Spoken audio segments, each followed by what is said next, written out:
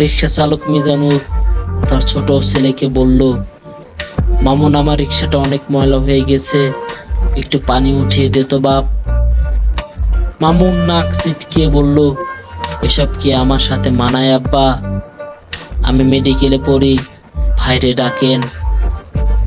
বাবা অবাক হয়ে বললেন, এই রিক্সার আয় দিয়ে তোকে মানুষ করলাম, আর তুই এটা পরিষ্কার করলে তোর শিক্ষার মান কমে যাবে। পাশ থেকে মা বললেন, আরে পোলাটা কতদিন পর বাড়ি আসছে, আপনি এসব কন কেন? বড় পোলারে ডাকেন, ও করব।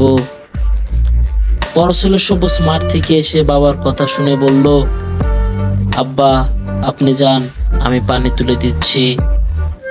সে নিজেই রিক্সা ধুয়ে মুছে পরিষ্কার করলো। সেদিন বিকালে সবুজ ছোট ভাইকে ডেকে বলল, চল ধানে খেতে যাবি।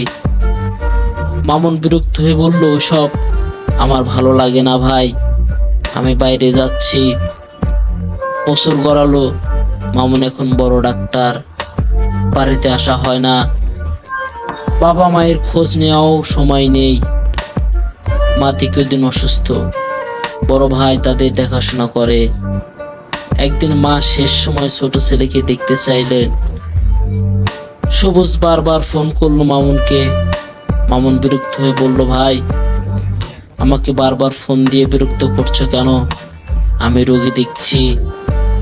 সবুজ কাপা গলায় বলল, আম্মা খুব অসুস্থ, তোকে একবার দেখতে চাচ্ছে।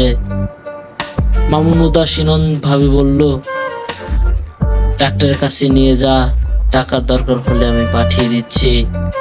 কিছুক্ষণ পর মা মারা গেলেন, কিন্তু মামুন এলো না। সবুজ একাই মাকে কবরে শুয়ে দিয়ে কাঁদতে লাগলো।